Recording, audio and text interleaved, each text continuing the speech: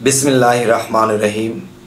हे समस्त जगतबासी, आज আমি শাইখ আলী চিশতি আপনাদের সামনে যে আলোচনাটি নিয়ে হাজির হলাম, এই আলোচনাটি আজকে একটু অন্যরকম, একটু ব্যতিক্রম, এবং এই আলোচনাটি শুনে কেউ যদি আমলে নিতে পারে ইনশাআল্লাহ সেই ব্যক্তিটি ৩৬ বছর সাধনা করা লাগবে না, ৩৬ বছর তার খাটাখাটনি লাগবে না, তিনি ১২ বছরের মধ্যে একজন মহান আউলিয়া হয়ে যাবেন। আজকের এই আলোচনাটি অবশ্যই আমরা খেয়াল করে মন দিয়ে শুনব। দেখুন, মানুষ চলার পথে শরীয়তের ইবাদত করছে কেউ, কারণ কোনো একদিন কেউ ডাক দিয়ে তাকে নামাজে দাঁড় করে দিয়েছে, অজু করতেছে, নামাজ পড়তেছে, তার ভালো লাগতেছে, এটাই তাই নিজের মধ্যে সেট করে নিয়েছে। আবার কেউ কোনো তরিকতের মানুষের সাথে কথা বলতে বলতে সে এক জায়গায় নিয়ে তাকে মুরিদ করালো, সে আস্তে আস্তে সেই ভাব মতো সে সাধনা করতেছে, অনেক কিছু জানতে পায়, বুঝতে পায়, এটাই তার নিজের মধ্যে সেটিং করে নিয়েছে। এখন সে বলতেছে তরিকা ভালো, এখন সে বলতেছে মসজিদমুখী নামাজি, এটাই ভালো। তো যে যেটার মধ্যে সেটিং হয়েছে, যেটা যার ভালো লেগেছে ওটাই সেট করে নিয়েছে। তবে এখানে কর্মফলের বিষয় আছে। কর্মফলটা কি? তার কর্মফলে আছে সে মুসল্লি হবে, তার কর্মফলে সে মুর্শিদ ধরে সে একদিন আউলিয়া হবে, এটাও কর্মফলে আছে। আচ্ছা, তা আজকের যে আলোচনাটি, যে কেউ যদি চায় সে ১২ বছরের মধ্যে শুধু আউলিয়া নয়, মহান আউলিয়া হয়ে যাবে। দেখেন, এই পৃথিবীতে আমরা চলছি ফিরছি খাচ্ছি, কিন্তু নিজেকে কন্ট্রোল করতে পারছি না। নিজেকে কন্ট্রোল করতে পারছি না, সেটা কোনটা? সেটা হলো, দেখুন, যে আমরা একদিকে দৃষ্টি দিয়েছি, এটা যদি আমি পেতাম, এটা যদি আমার হতো, একটা 10তলা বিল্ডিং দেখেছি, যেরকম একটা 10তলা বিল্ডিংয়ের মালিক হতাম, সুন্দর একটা নারী, সুন্দরী রূপসী হেঁটে যাচ্ছে, যে এরকম একটা সুন্দর মেয়েকে বিবাহ করতে পারতাম। মানে লাগাম ছাড়া একটা মানুষ ৬ রিপু তাকে যা বলাচ্ছে সে তাই বলছে। তার বিবেক, তার জ্ঞান, তার মধ্যে যে পবিত্রতা কিছু আছে, এর কথা শুনছে না, মন ৬ রিপুর সাথে মিশে এগুলো দেখছে। আর যখন সে আল্লাহর ইবাদতে বসে, তখন এই জিনিসগুলো এসে তাকে ধরে কষে। তখন কি হয়? তখন আবল তাবল জীবন চলতে থাকে। যাই হোক, আজকের যে মূলে আলোচনা সেটি আমি বলবো, যে একজন কামেল মুর্শিদের কাছে একজন ভক্ত গিয়েছে, গিয়ে বলতেছে, বাবা, আমি আপনার কাছে একটা আলোচনা করব, এই আলোচনাটা আমার জন্য খুবই গুরুত্বপূর্ণ। আপনার কাছে হয়তো এরকম আলোচনা এমন গুরুত্ব না, কিন্তু আমার কাছে অনেক গুরুত্ব। সেটা হলো, বাবা, ৩৬ বছর সাধনা করতে পারবো না, বা ২৪ বছর সাধনা করতে পারবো না।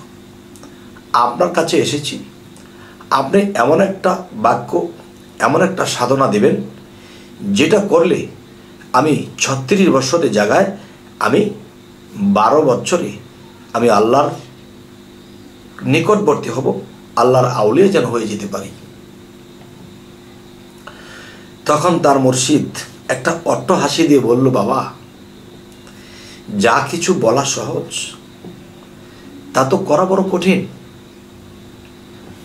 তখন বলল যে, বাবা, যত কঠিনই হোক, ৩৬ বছরের জায়গায় আমি যদি ১২ বছরে আল্লাহর ওলি হতে পারি, আউলিয়া হতে পারি, তাহলে যত কঠিনই হোক আমার তা করতে হবে। তখন তার মুর্শিদ তাকে বলল, বাবা শোনো, তুমি আজকের পর থেকে এই নামটা সবসময় জিকির করবে, সবসময় হাঁটা চলা, খাওয়া, ঘুম, নাওয়া, খাওয়া, সবসময় তুমি এই নামটা জপনা করবে। এবং বলে দিলেন, দেখো বাবা, তুমি যদি মহান আউলিয়া হতে চাও, আল্লাহর নিকটবর্তী হতে চাও, তাহলে তুমি আজকে থেকে আমার এই কথাটি মানতে পারবে? হ্যাঁ, বলেন বাবা, পারবো। তখন তার মুর্শিদ বললেন,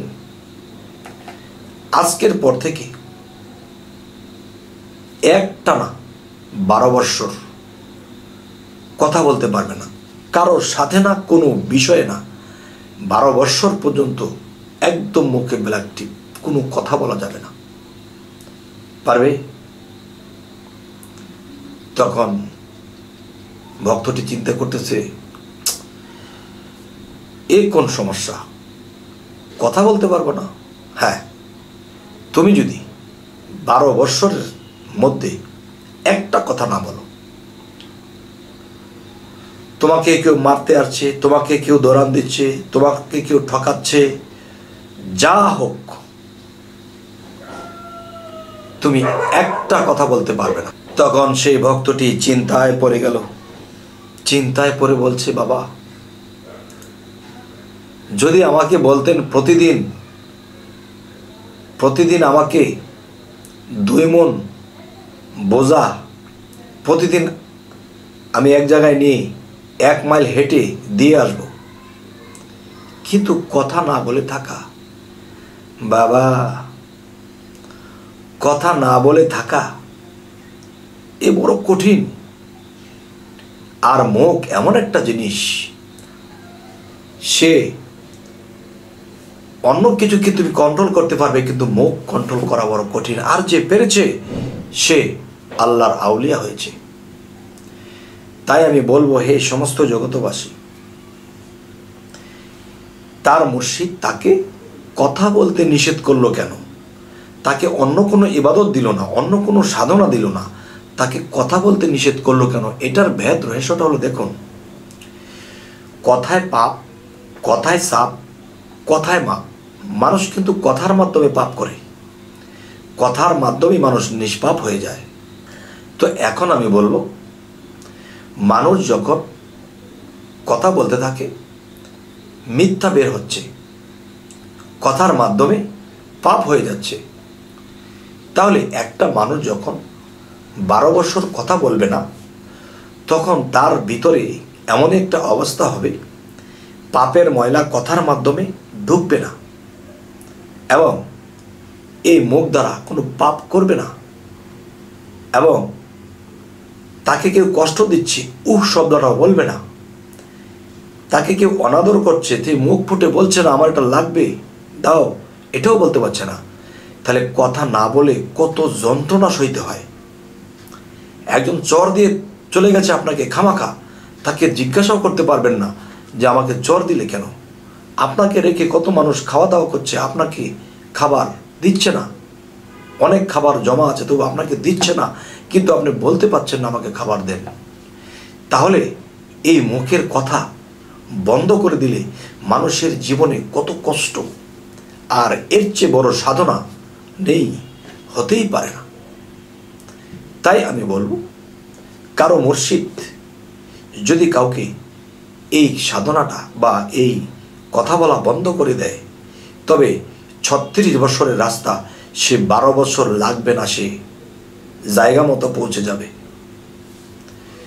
তবে হে সমস্ত জগতবাসী, আজকের যে এই আলোচনাটি আপনাদের সামনে করলাম, এই আলোচনাটি কি আপনাদের খারাপ লাগলো? যদি ভালো লাগে, ইনশাআল্লাহ আমাদের চ্যানেলটিকে সাবস্ক্রাইব করে রাখুন, পরবর্তীতে যেন ভালো আলোচনা আপনাদেরকে এনে দিতে পারি। তো সকলে ভালো থাকবেন। আল্লাহ হাফিজ।